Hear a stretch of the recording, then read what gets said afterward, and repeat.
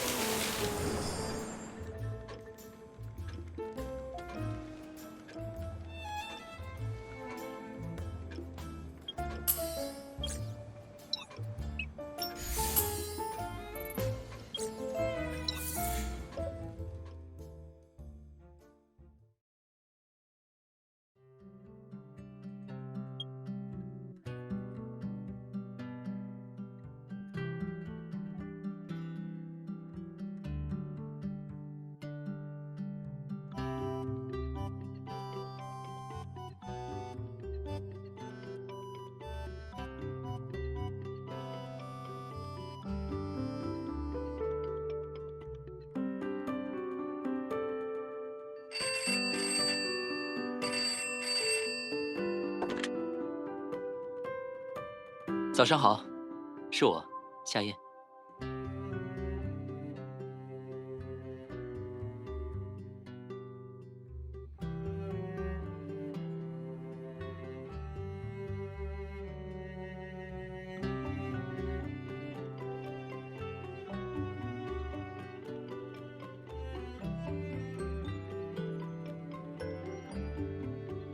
我确实想请你帮忙调查一起凶杀案。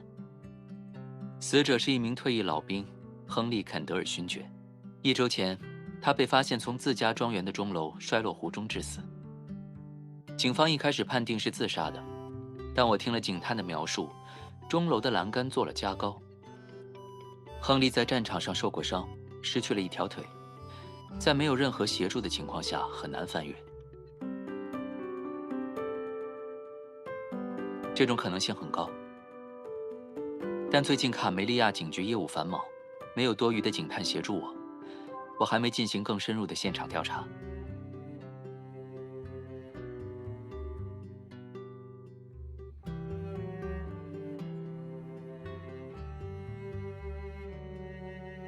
好，你到卡梅利亚之后，再坐马车到金花茶庄园，我们到时候见。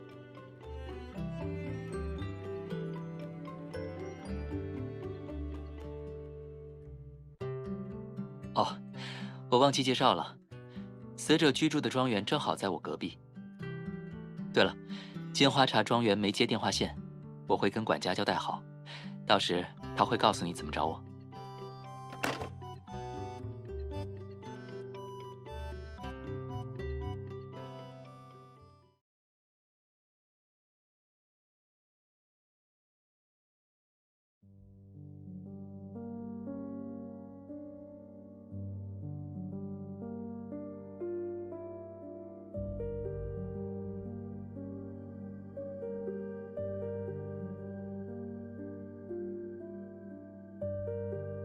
伯爵大人今早直接去肯德尔庄园了。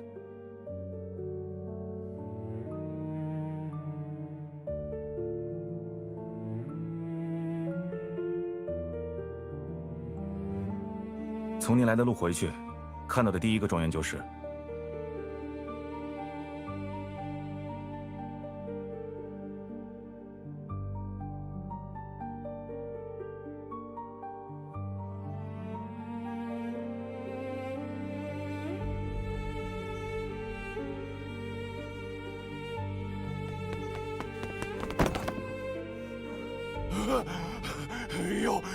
又死人了！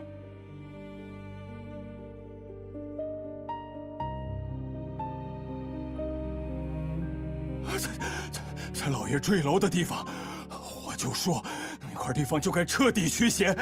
现在好了，现在好了，我的老天！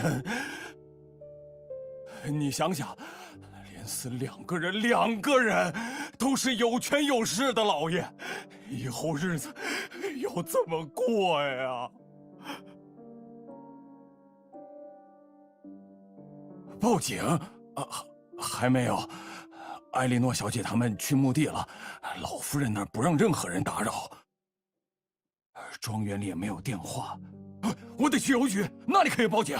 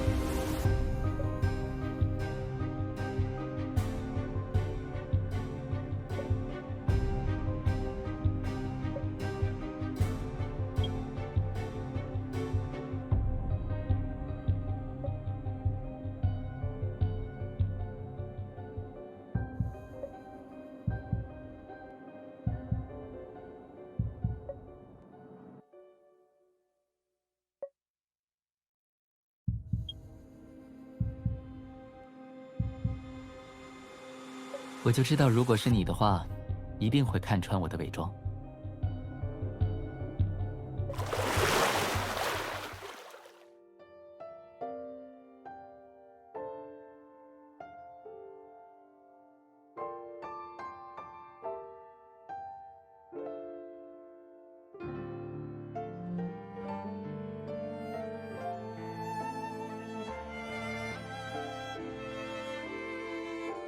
你在生气？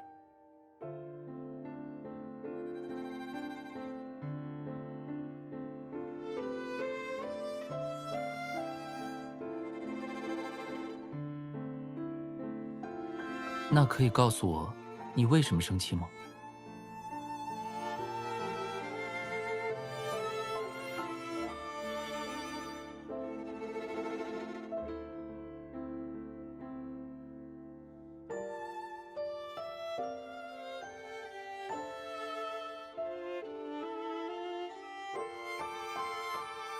社交礼仪？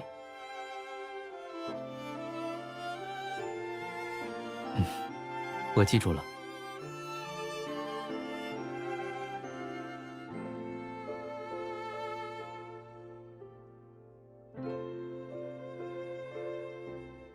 拉钩。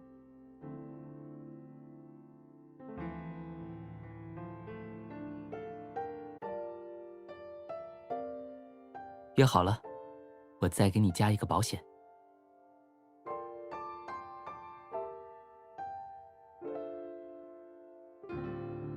我以科威德家族的荣誉起誓，以后绝对不会再让你担心。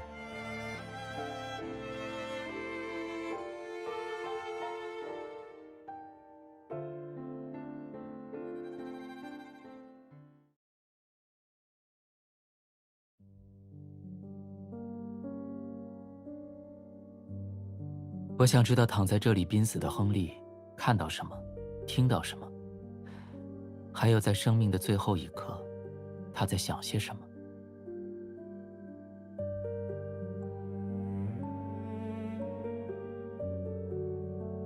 目前只在淤泥中发现了他。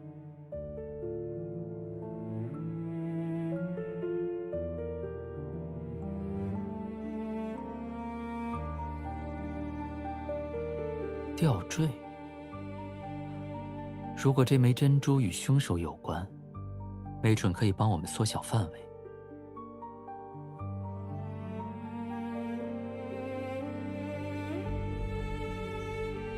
对了，你一路赶来一定累坏了吧？我先带你去休息。而且，我也需要换身干净的衣服。等之后庄园的人都回来了，我们再开始正式调查。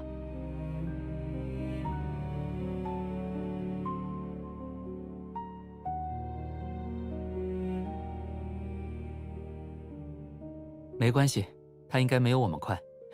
等追上他，我会真诚道歉的。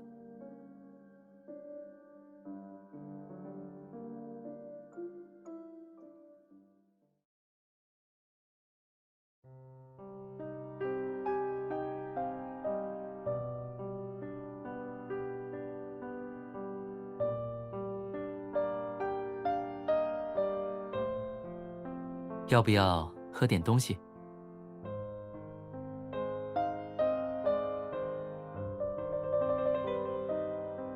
来自西部边境线的饮品，掺一点玫瑰花露更好喝。来一杯。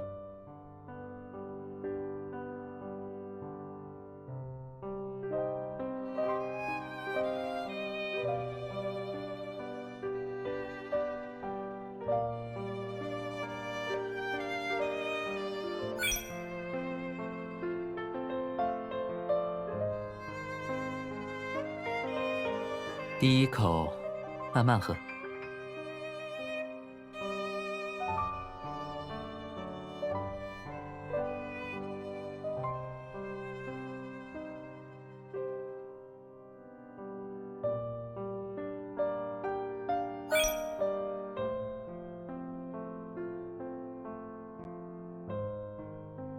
那我就一个人独享了。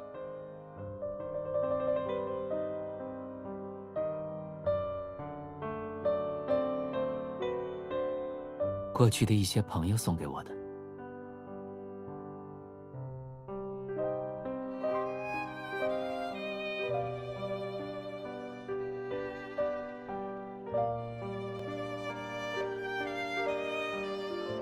他们永远留在那里了。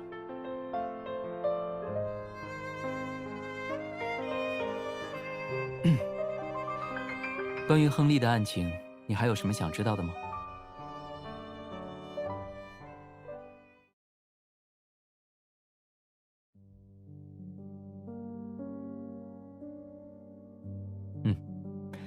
我在战区休养时跟亨利有过一面之缘。他虽然古板，但不像一个会自杀的人。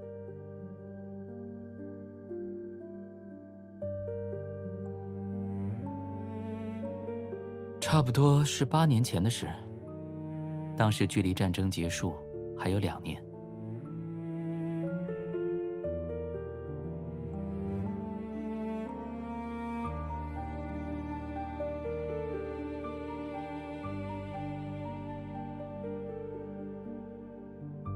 值不值得怀疑，要等到现场询问才清楚。目前具备作案时间的有4人：亨利的母亲，肯德尔夫人，她身体不好，一直在家休息，不太见客。第2位是亨利的未婚妻，埃莉诺小姐，他们在亨利上战场之前订婚了。接下来是格蕾丝护士，她是一位战争遗孀，亨利退役之后聘请了她来照料。最后一位是司机帕迪，他是一名反战人士，战前就在肯德尔庄园工作。园丁不住在庄园里，每天早上从村里到庄园工作。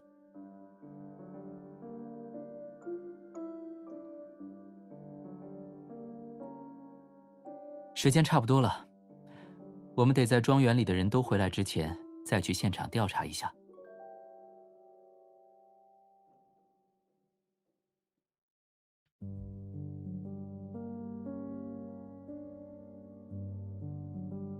科维德伯爵大人，您可不能再跟我开玩笑了，我的心脏差点都要停了。对不起，我的搭档已经严厉斥责我了，我再郑重保证，不会有下一次。当我准备做出一些超出常规的行为时，一定提前告知。您一个伯爵大人竟然跟我道歉，我还有什么可说的呢？现场我已经清理好了。哎，您上哪儿弄来那么多猪血啊？我当时都被血腥味熏懵了。这是我的秘密，阿丁，这位小姐是我的搭档，能请你再讲一下案发现场的情况吗？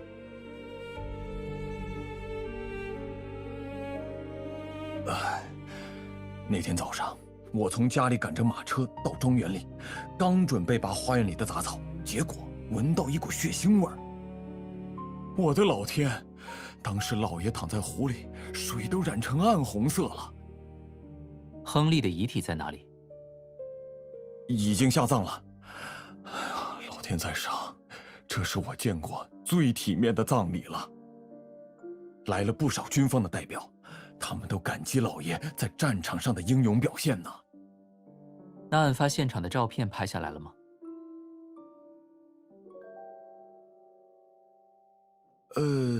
您是说用那个会发光的机器咔嚓咔嚓拍下来的东西吗？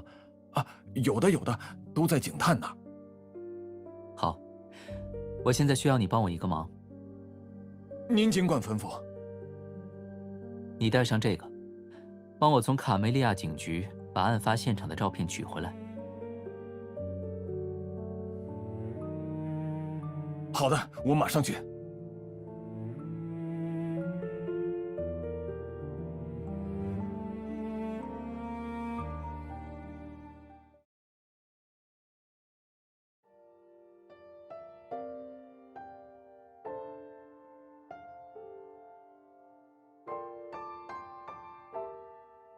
这是用来纪念战争结束的话，同时也证明这个家里有人因为战争而死。不清楚，不过在这片土地上，几乎每个家庭都会送男丁参战。我听说亨利从军时带走了24个士兵，最终却只有他一个人回来。战争太残酷了，不管过去多久，它带给人的创伤都不会彻底消失。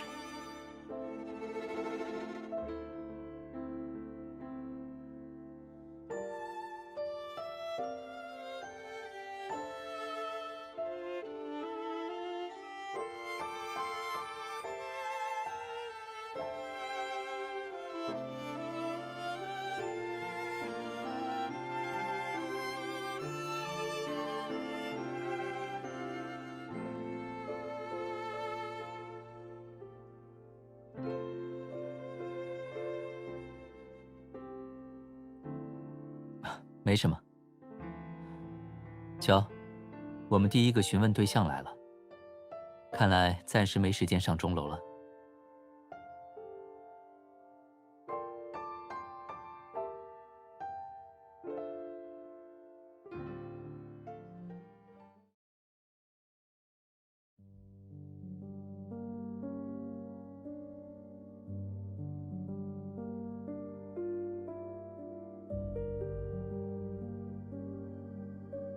是我，你们是警探吗？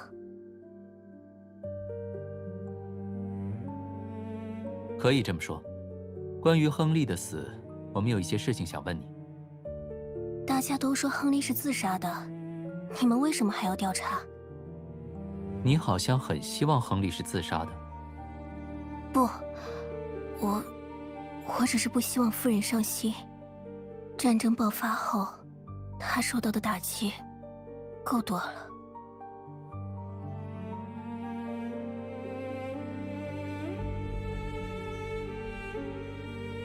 你们想问什么？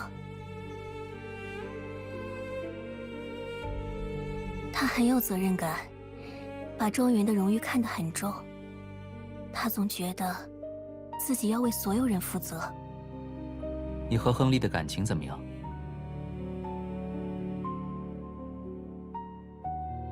我们从小一起长大，战前订了婚。后来战争爆发，亨利带着爱德华上了战场，他就接我过来陪夫人。他是亨利的弟弟。上战场后没多久，爱德华就牺牲了。肯德尔家族应该不需要所有人都上战场吧？是的，但亨利认为爱德华太不成熟了，坚持带他上战场历练。他是一个被宠坏的孩子，调皮任性，经常作践别人。他死后，最疼他的夫人伤心欲绝，葬礼一结束，就把自己关进了房间。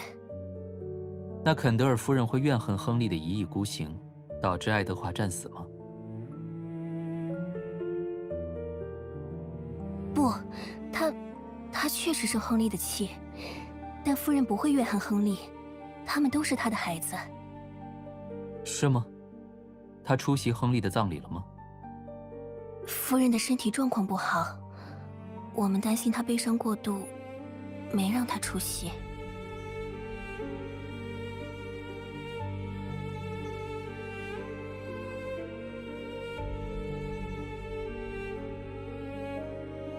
艾莉诺小姐，你手背上的伤是怎么回事？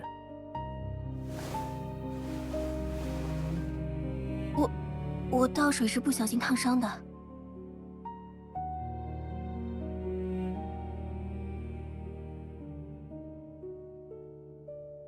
最近庄园有没有异常情况？异常情况，我好像经常听到格蕾丝与亨利争吵。不太清楚，只记得格蕾丝的丈夫也阵亡了。谢谢。现在可以带我们去见肯德尔夫人吗？夫人已经很久没有见客了。麻烦你通知她，我们是来调查她儿子的死因。这是公务，她不能拒绝见我们。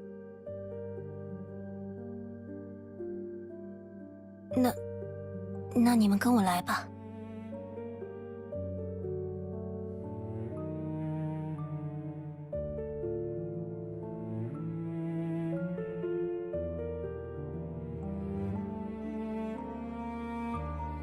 出去！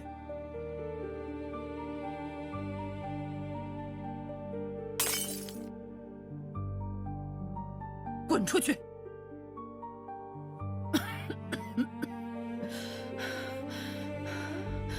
亨利是被战争害死的，凶手是战争。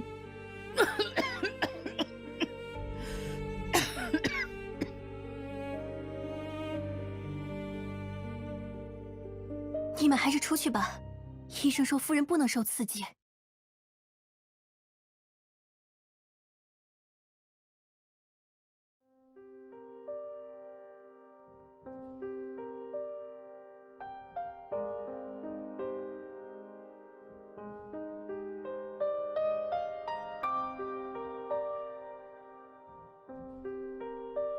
没人想要战争。最初大家自愿上战场的目的，只是为了守护与和平。可最后，战争还是残忍地夺走了一切，很可笑吧？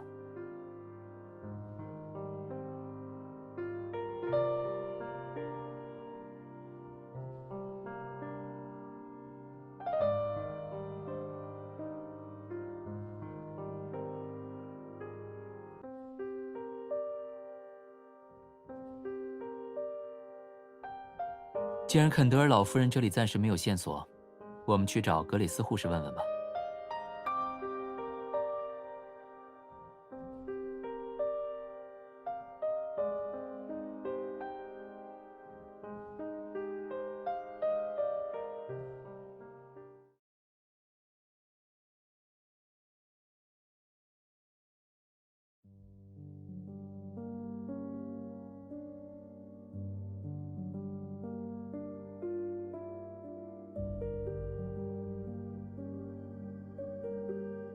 我只是一个护士，知道的很有限。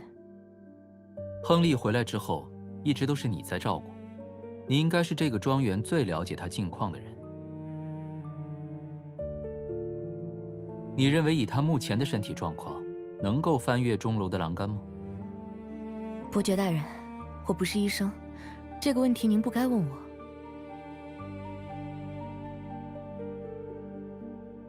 好，换个问题。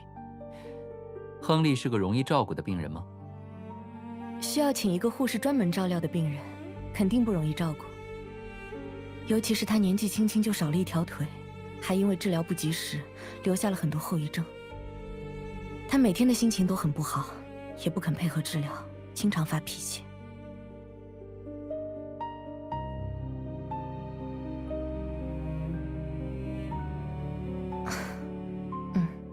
习惯了。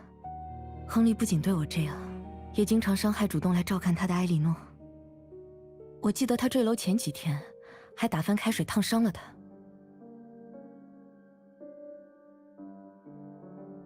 可以跟我们谈谈你的丈夫吗？我丈夫在亨利的鼓动下，跟他一起上战场，在战争结束前的1个月，死于流弹。你怨恨亨利吗？如果不是他动员你丈夫上战场，可能不会死。怨恨？亨利没有拿枪逼着他上战场，一切都是他自己做出的选择。我唯一怨恨亨利的地方，就是他不爱惜自己的生命。他不想当个残废活着，认为自己在战场上死掉更好。活着的人想死，死去的却活不过来。如果我的丈夫能活着回来，少一条腿又怎么样？至少他还活着。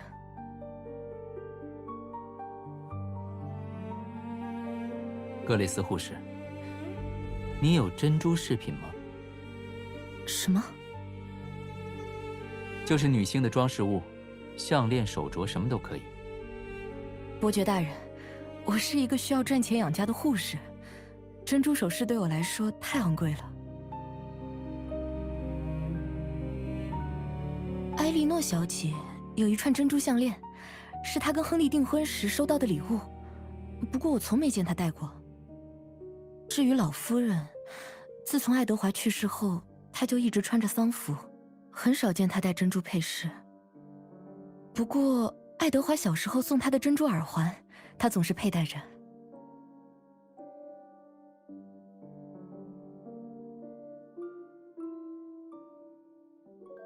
异常事件，我很多次看到埃莉诺小姐与庄园的司机帕迪私下接触。他们在密谋。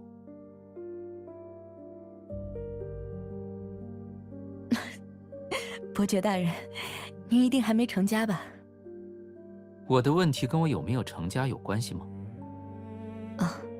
自从亨利回来之后，埃莉诺小姐遭了不少罪，只有见到帕迪才会露出笑脸。他们相爱了。是啊，也许他们的道德观并没有那么牢固。两位，如果没事，我先回去整理行李了，我得去我的下一个雇主家工作了。你什么时候走？最晚明天早上。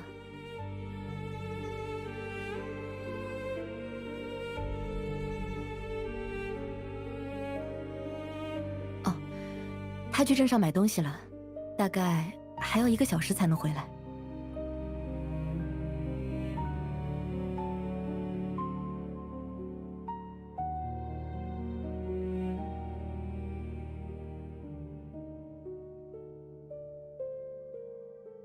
先去钟楼看看吧。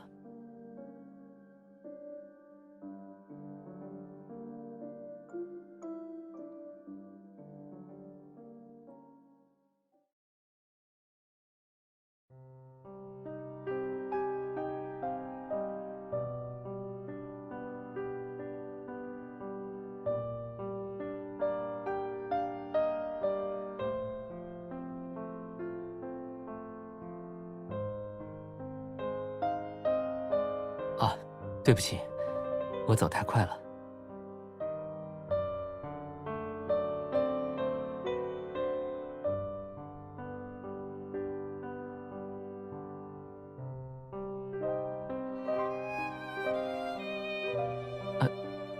这是干什么？可是，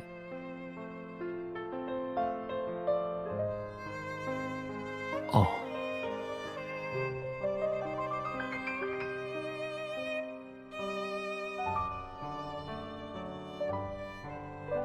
前面就快到了。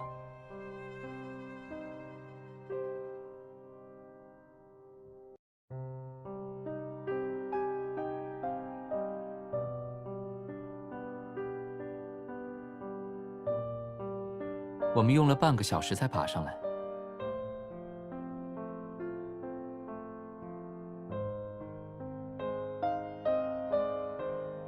是啊，就算他想要寻死，死亡的方式也有很多种。服毒，用最熟悉的枪在脑袋上来一下，很快就没有痛苦了。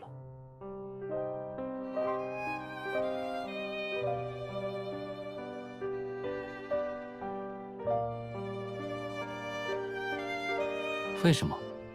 我不过是在陈述事实而已。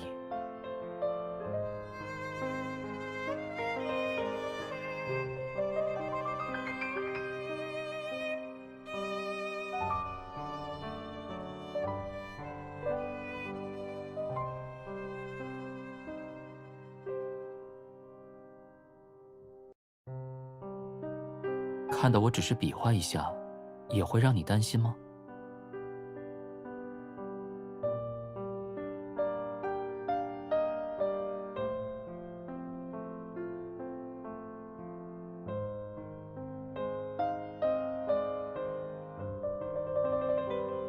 生命很沉重。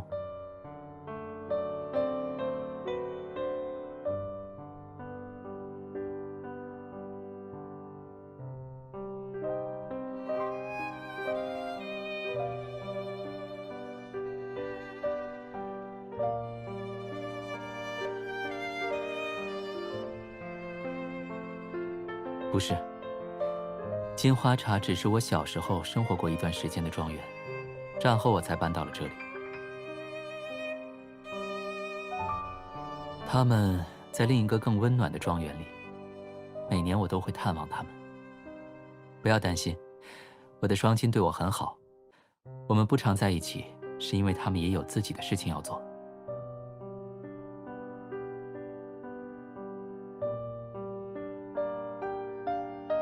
我一个人生活在金花茶庄园里，是因为这是一个让我感觉到安全的洞穴。我在这里度过称得上天真无邪的童年。以前我在这儿有一群伙伴。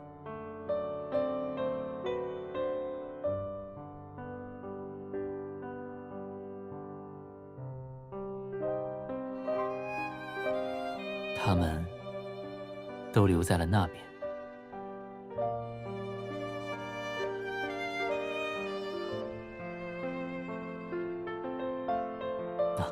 别说我的事了。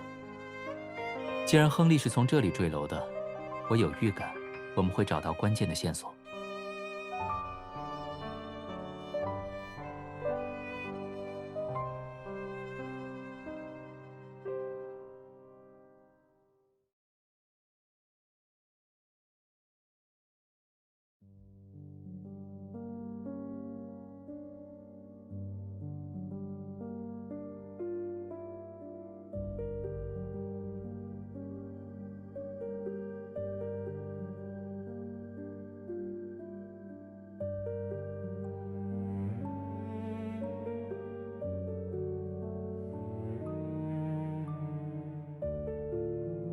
帕迪回来了，我们先去找他吧。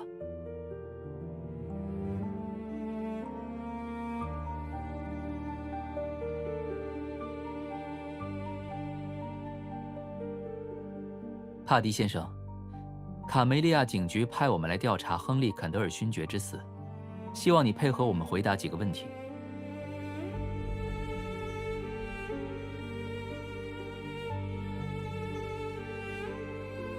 没问题，不过我相信，亨利是自杀的。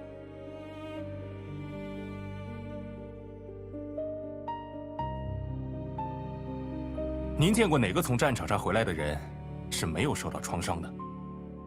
不管他们表面怎么样，内心总有一处被战争打穿的空洞。更何况是亨利这种自尊心很强的贵族，他怎么可能忍受自己失去一条腿？你好像很了解他。我承认，我跟亨利很投缘。他还在庄园的时候，我们就是朋友。埃莉诺，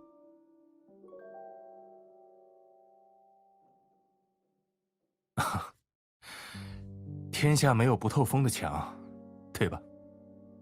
爱德华死后，肯德尔夫人就闭门不出，庄园里的事情都需要埃莉诺拿主意。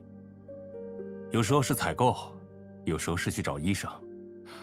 我是司机，久而久之，我们就熟悉了彼此。啊，你们见过她了吗？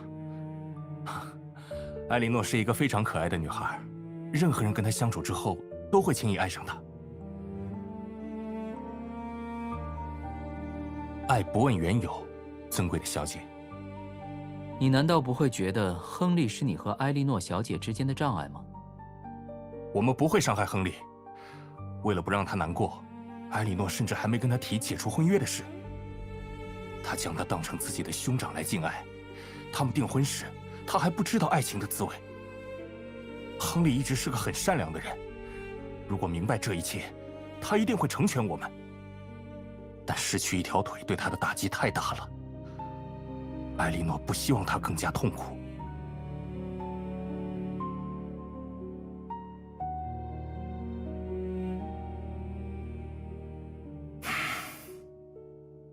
也许您说的对，不过亨利已经不在了。等守丧期结束，我会带着埃莉诺离开这里。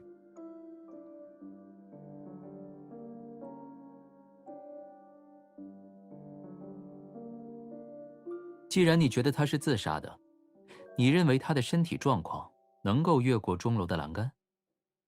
当一个人真的想死，没有人可以阻拦。最后一个问题，你在肯德尔庄园期间有发现异常情况吗？每一个贵族庄园，光鲜亮丽的表面之下，都装了许多肮脏的秘密。不过可惜，肯德尔庄园人丁稀少，没什么可供传播的谈资。唯一值得一提的，就是老夫人对小儿子的偏爱，她什么都依着这个任性的小孩。爱德华的死对他打击很大，从那以后，他好像很恨亨利，不见他，也不跟他说话。不过这很常见，不是吗？父母都会有自己偏心的孩子。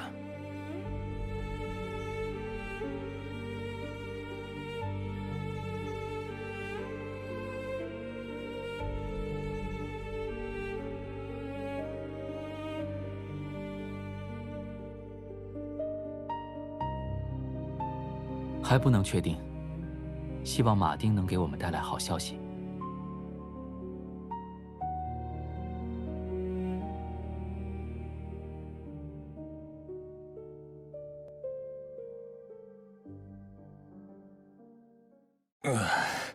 科维德伯爵大人，小姐，我回来了。哦，这一路上真够呛的。我刚到警局，发现负责管档案的警探出任务去了。我就坐在那里等啊等，等啊等，等了都走了3拨人了，他还没回来。当时我就想啊，不行，我得直接去找他，不然今天肯定没法回来。我就牵着我的马去找他，谁知他的警车抛锚在路上，回不来。我就跟查理商量，让他把我们一块儿驮回警局。后来我就顺利拿到了照片，一口水都没喝就赶了回来。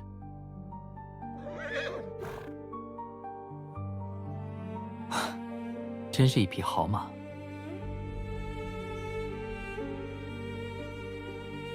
啊，这就是现场照片。哎呀，真神奇啊！相片上的老爷那么安详，跟画的一样。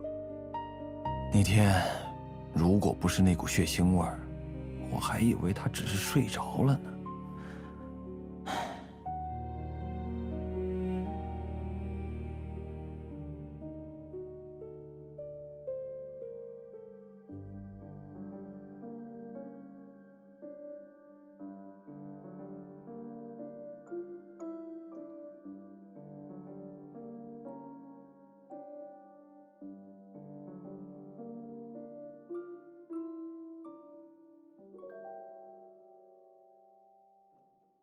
我们再去钟楼看看吧。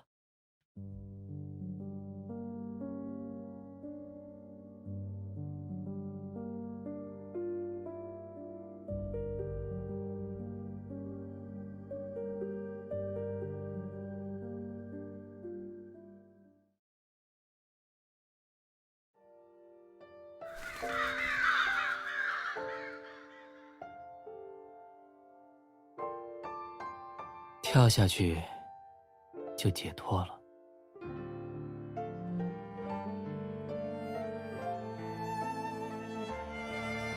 只要还活着，战场上的一切就永远跟着我。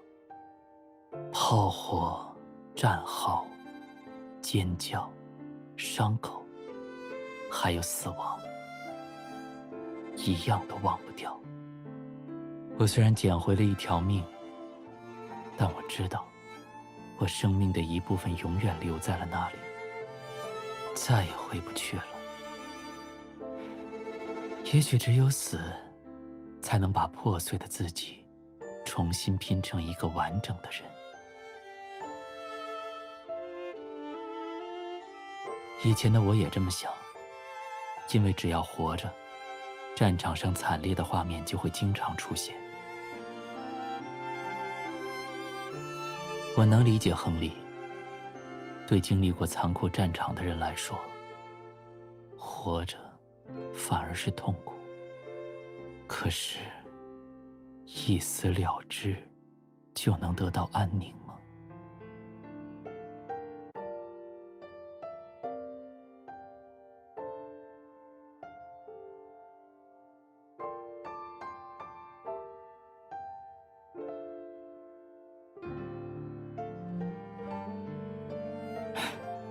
先让我把话说完吧。你对6年前战争结束前的西部边境保卫战有印象吗？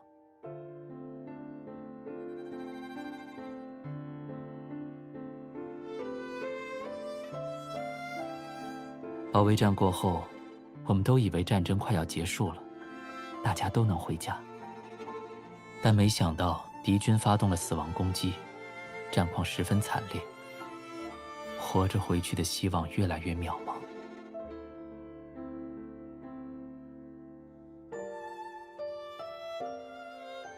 但最后只有我一个人活了下来。醒来的时候，战争已经结束了，周围一片死寂，苍蝇和乌鸦盘旋不去，天空却蓝得出奇。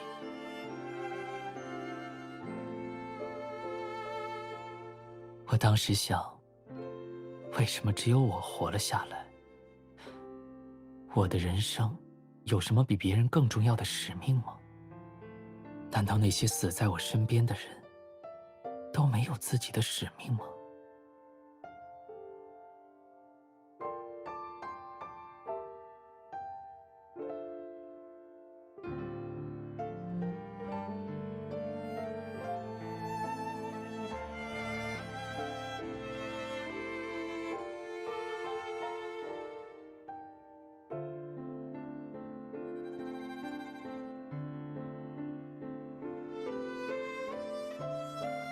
刚刚我不是故意那样的，我只是控制不住自己。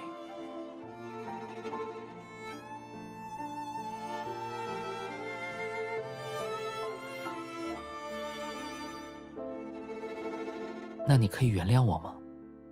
我保证，下次尽量不让你受惊吓。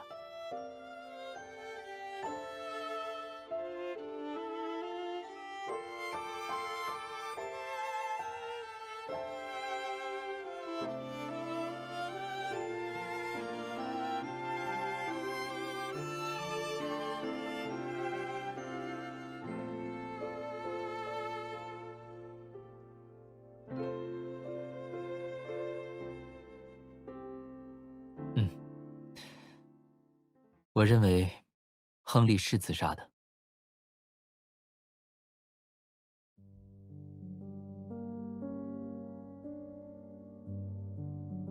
但他的身体状况不足以让他完成自杀。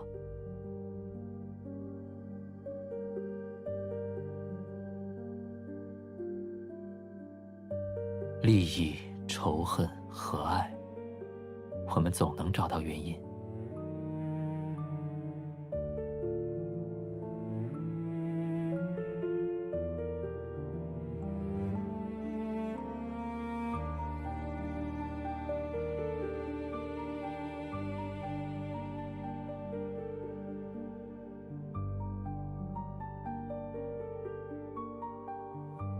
最先可以排除埃莉诺和帕迪。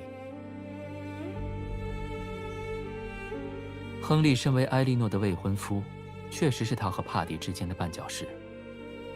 但如果他们想要相守，完全可以离开，没必要非让亨利死亡。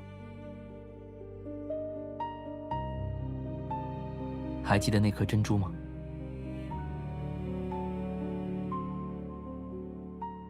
这颗珍珠十分圆润，在阳光下光彩夺目，一眼就能看出价值不菲。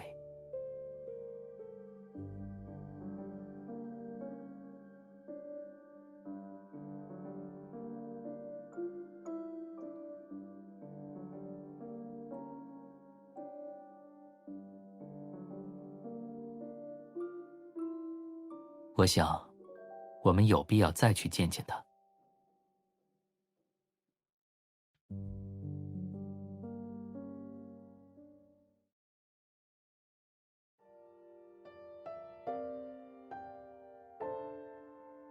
你们是调查亨利之死的侦探。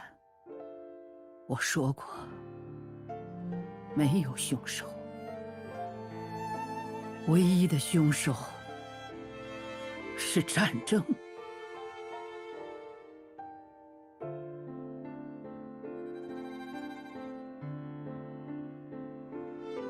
如果追根究底，我认同您的看法。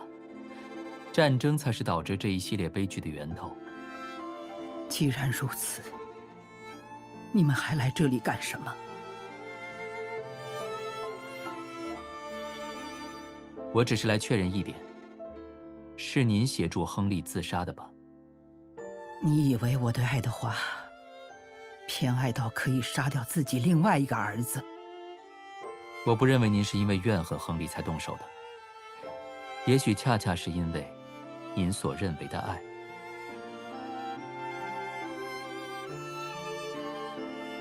肯德尔家族人丁稀薄，亨利是您的长子，他一出生就被寄予厚望，您跟他相处的时间应该不长吧？从他降临到世界上的那一刻起，我就明白，他不可能是只属于我的孩子。他是肯德尔勋爵的继承人，要对家族、对庄园、对头衔负责。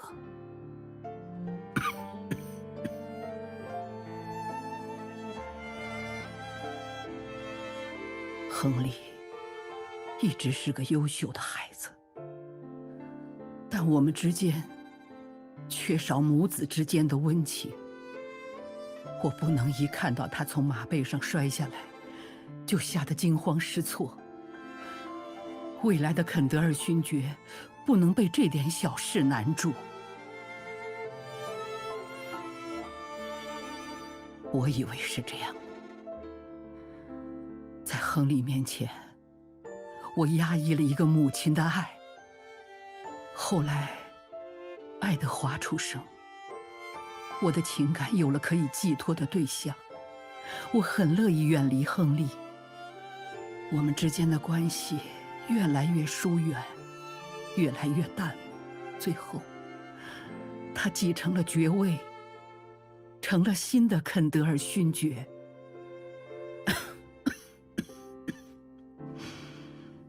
如果没有战争，我们大概就会这样度过一生。可是，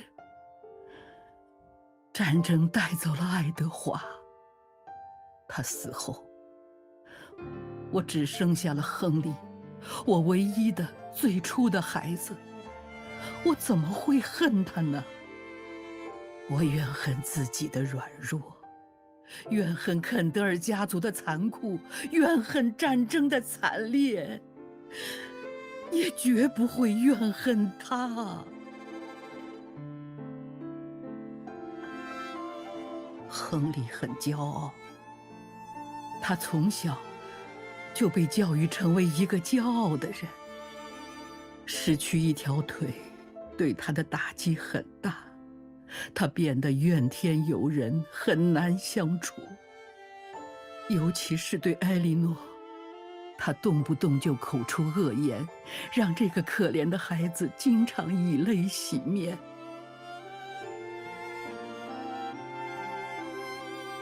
我知道，每到晴朗的夜晚，亨利就会拄着拐杖爬上钟楼。他小时候每次心情不好，都会一个人爬上钟楼散心。爱德华也会偷偷跟他一起。那是他们的秘密基地，也是避风港。为了防止他们掉下去，我特意让人加高了围栏。爱德华牺牲之后，我经常失眠。拐杖敲击地面的声音，通过庄园的每一块石头，传到我耳中。有一天晚上，我跟了上去，看到亨利正在艰难地翻过栏杆，我过去把他拉了下来。20多年来，亨利第一次扑到我怀里痛哭，他哭得那么伤心，让我想起了他刚学会走路的时候。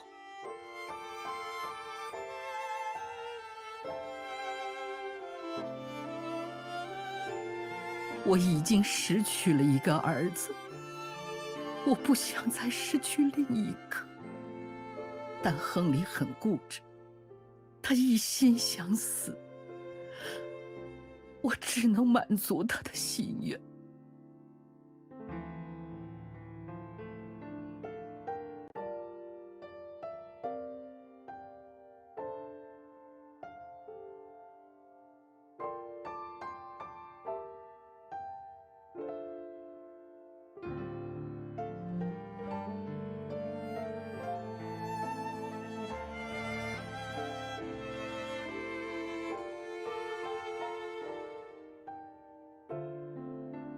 不可能，亨利一心求死，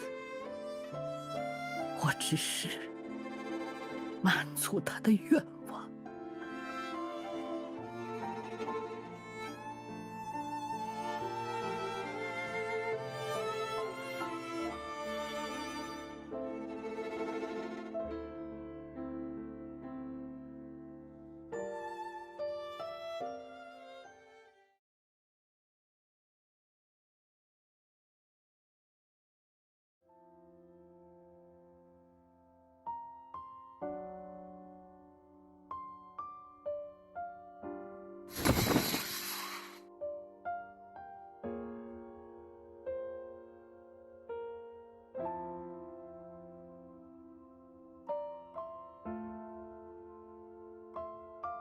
威廉，今年的花园有点杂乱，再补种一点金花茶吧。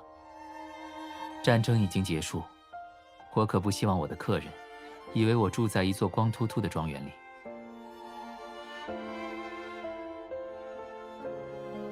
是，长官。不，我是说，好的，伯爵大人。还是按习惯叫我长官吧。是。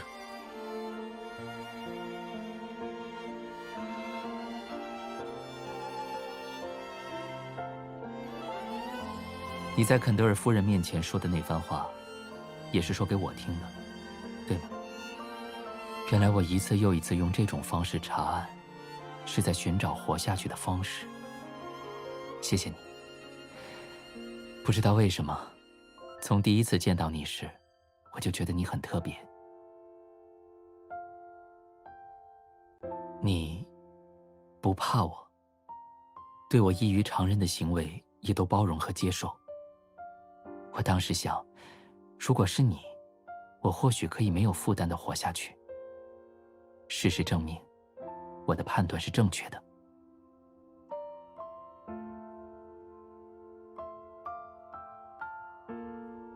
我永远不会忘记战争，但也不会再颓废下去了。既然我活了下来，那我一定要好好的度过此生。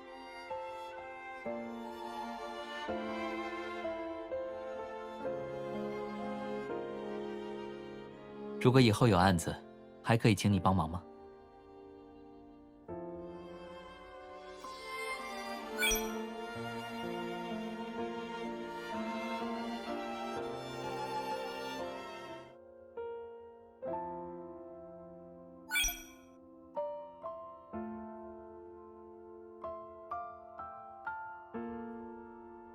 我明天就请人来装。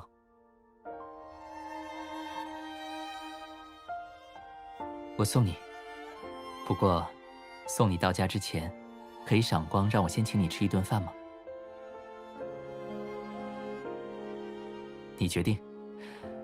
我已经好久没去城里吃饭了，也不知道站前的餐馆还在不在。如果还有时间，我们可以再去看一场戏。剧院应该也有新戏在演。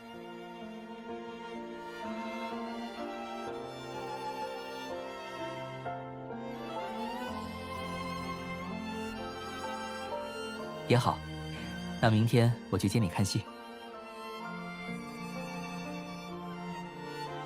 没关系，我可以住在城里。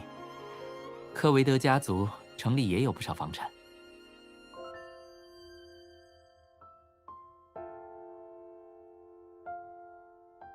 我记得在你书店附近好像就有一套，这样我还能找你一起吃早餐。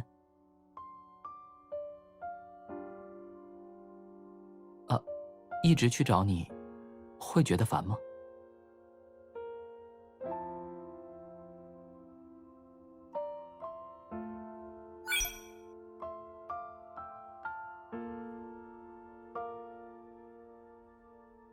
好，那就这么决定了。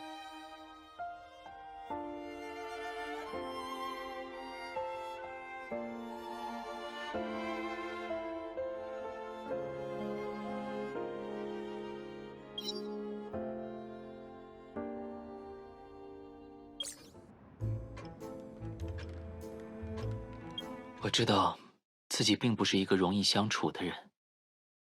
卡梅利亚关于我的流言不少。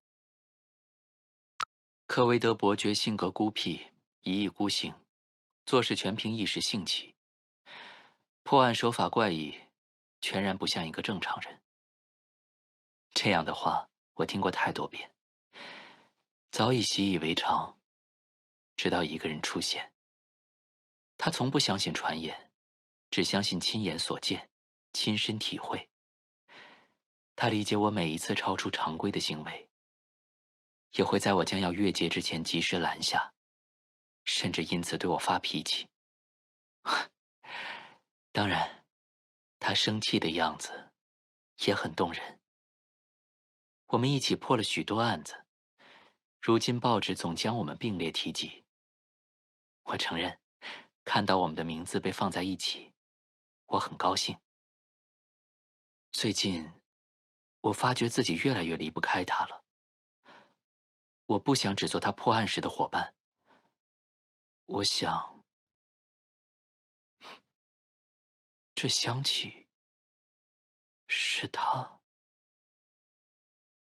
我想名正言顺地走进他的生活，与他一同吃早餐、午餐和晚餐。可如果直接告诉他，会不会太唐突？万一他只当我是一个普通的搭档，我不愿因自己的感情使他为难，从而失去他。若真是如此，我宁愿将这份爱意永远埋藏心底。我该怎么办？亲爱的，你的心意是否也如我一样？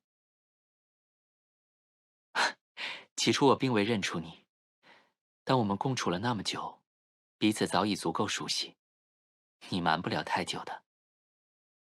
只是，哪怕是大名鼎鼎的侦探伯爵，也终究难以推理出心上人的心思。不必急于现在给我答案。